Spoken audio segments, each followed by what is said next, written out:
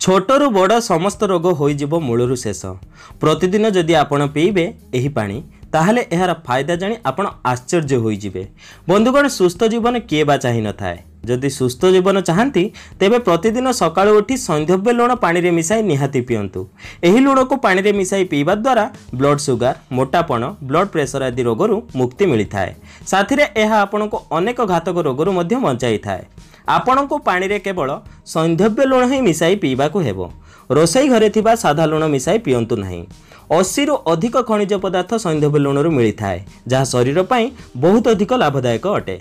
तेबे बंधुगण, आसंतु जानिबा लुण वाला पानी केमिति आपनको बहु प्रकार रोगरू बंचाई थाए। किंतु ताहा पूर्व मु आपण मानकु कहि रखिबि, जदि आपण माने ए जाय हम चैनल को सब्सक्राइब करना हंती तेबे तळे थिबा सब्सक्राइब बटन ऊपर क्लिक करी हम चैनल को सब्सक्राइब करि नियंतु एवं पाखर थिबा नोटिफिकेशन बेल को निहाती क्लिक करंतु। एहा द्वारा आमे जो नूतन वीडियो अपलोड करिवु ताहार नोटिफिकेशन आपण माने प्रथम पाई परिबे एवं हम चैनल माध्यमरु बहु किछि शिखणी जिंस आपण माने शिखिबाकु पाइबे।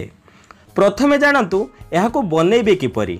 1 ग्लास उषुम पानी रे एक छोट चामच संध्यव्य लुण को मिसांतु। एहाको भलसे मिसांतु। एबे एही पानी आपण पीबे।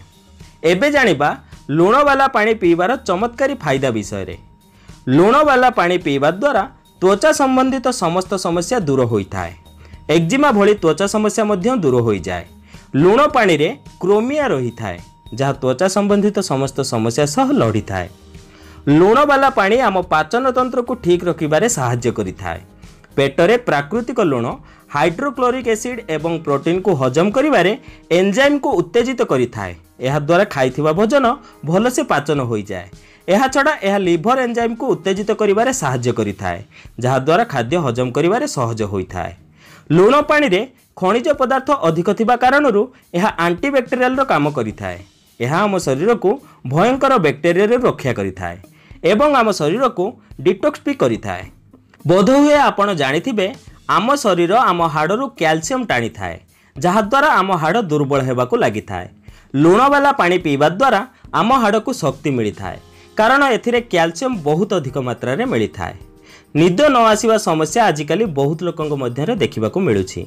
एथिपाई आपण प्रतिदिन लुण पानी पीवा आवश्यक। निद आनिबा पाई लुण आम तंत्रिका को आराम प्रदान करे। दुईटी भयंकर हार्मोन एड्रेनालाइन एवं कार्टिसोल को लुण कम कर दिए, जहा द्वारा राति रे भल निद आसी थाए। यह पाचन को ठीक करी शरीर कोशिका पर्यंत पोषण पहुँचाई थाए, जहा द्वारा मोटापण कंट्रोल करिबारे सहाय्य मिली थाए। संध्यव्य लुणर पानी पीवा ना केवल स्वास्थ्य पाई लाभदायक, बरं यह चेहरा सह जड़ित समस्त समस्या दूर करिथाए। सकाळु उठी आपणक नित्यकर्म रे परिवर्तन आणंतु और लुण वाला पानी सेवन करंतु। एथिरु हेतुवा फायदार लाभ उठांतु एवं बहुत सारा रोगरू निज शरीर को बंचांतु। तेबे बंधुगण, यह थिला आजिर विषय वस्तु। प्रतिदिन खाली पेटरे 1 ग्लास एही पानी पियंतु। आशा करुछि मोर ए भिडियोटी आपण माननकु भल लागिबो। मोर ए भिडियोटी जदि आपण माननकु भल लागे ताले तळे थिबा सब्सक्राइब बटन ऊपर क्लिक करी हम चैनल को सब्सक्राइब करि नियंतु एवं पाखर थिबा नोटिफिकेशन बेल को निहाती क्लिक करंतु। या द्वारा हम जो नूतन वीडियो अपलोड करिवु ताहार नोटिफिकेशन आपण माने प्रथम पाई परिबे एवं हम चैनल माध्यम बहु किछि शिखणी जिंस आपण माने शिखिबाकू पाइबे। तेबे बंधुगण, आज पई एतिकी। पुणी देखा हबो नूतन सुंदर अध्याय सह। धन्यवाद।